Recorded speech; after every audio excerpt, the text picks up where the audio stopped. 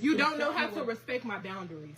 What boundaries? I asked you to stop making that statement. Damn that. I understand that. She sees me eat every day, and I offer her food.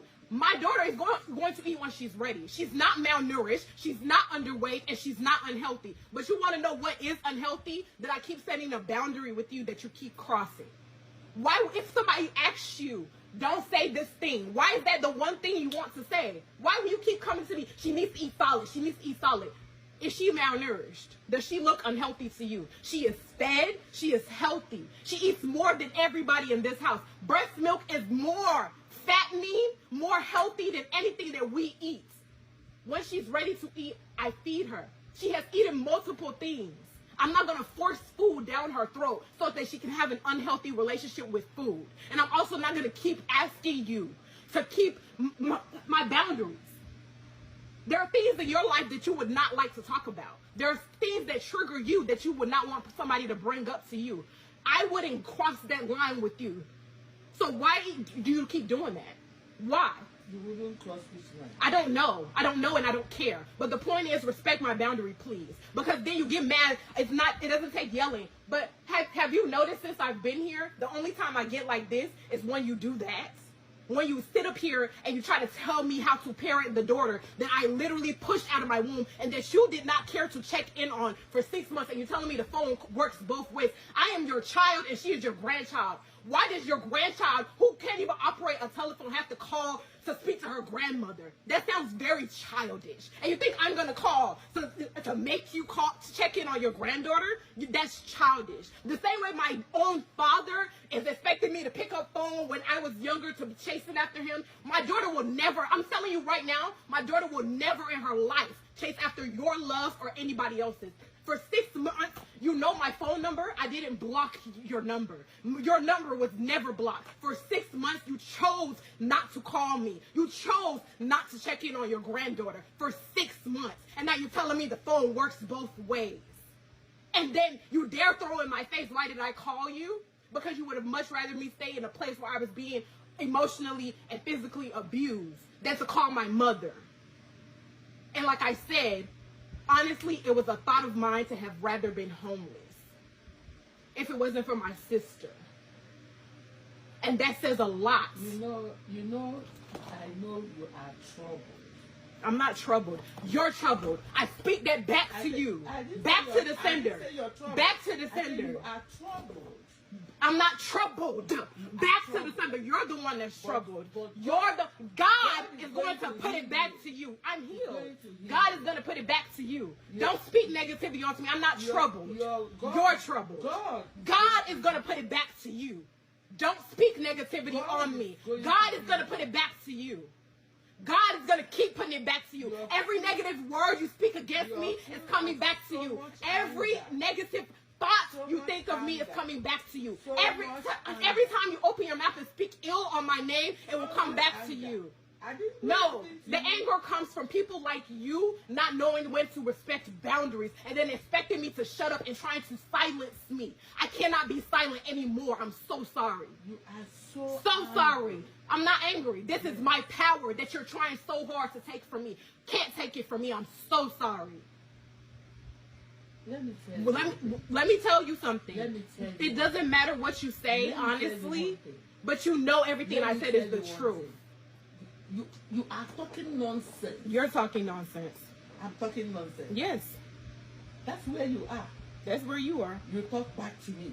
Yep, because you want me to shut up so you can continue to speak negativity onto me in my life. Yep. You talk back to me. That's where you are. Like I'm supposed to really take you seriously right now. For 6 months, you did not call or check on me. If you had that for 6 months, you didn't call and check on me. When I was 8 months pregnant, you abandoned me. When I was 8 months pregnant, you abandoned me. And then when I was in the NICU, bleeding from having a baby, you were yelling at me, screaming through the phone because I asked you to take my sick sister back home because my newborn baby could not come into the house where somebody was sick. You cursed at me. You rained curses on me while I was laying in the NICU with my newborn baby, which honestly is really crazy. If you hate me that much, Why did you take your sister's offer? Mommy, do you want me to leave? If you hate me, Because I can leave today. If you hate me, I can leave today. If you hate me, I can leave that today. Because you're being so narcissistic right now. If you hate me that much, where is the love supposed to come from? Where is the love supposed to? I just told you what you did. For 6 months, you didn't call or check in on me or your granddaughter. When I was 8 months pregnant, you abandoned me because I stood up for my sister. Then when I had my baby, you tried to come into my life and act like nothing happened. And then while I was in the NICU with my newborn baby, still open, still bleeding out, you called me on the phone to yell at me and curse at me because I asked you to take my sister and leave my apartment because my new baby could not come into a home where my sister was sick. You cursed at me and you yelled at me because I asked you to do that. Because my newborn baby could not come and be around somebody who was not feeling good. You took offense to it. That's what you did to me. Amongst other things that I'm not going to list to you. But that is what you did to me. Do you know why I kept away from you for 6 months? Why? This toxic behavior. Yes, it's very toxic how you treat me and how you deflect every time. It's so toxic. Because are you hearing yourself? It's so toxic that you deflect everything. What was the reason I was sitting in the NICU when you were cursing at me and yelling at me? What was the reason you abandoned me when I was 8 months pregnant and you ignored me and you didn't want to talk to me because I stood up for my sister that you were actually bullying on the phone? Despite me talking to you the day before and giving you a better advice in what your business plan that she gave you and calming you down while I was 8 months pregnant, mind you, I was moving into my new apartment. Then my sister calls me on the phone and telling me, screaming and crying that you did something to her, you hurt her feelings while she was in a low point. I called you and I went off on you because that's bullying. And then in return, you apologized to her and you cut me off while I was 8 months pregnant. And then the day I had my baby, I unblocked your number and you called me. Then you came, you cooked food, you left. And then you said you were coming back. Mind you, did I ask you to come? No. Then you said you were coming back. You came back. And then when Amaka said she wasn't feeling good, Amaka said she wasn't feeling good.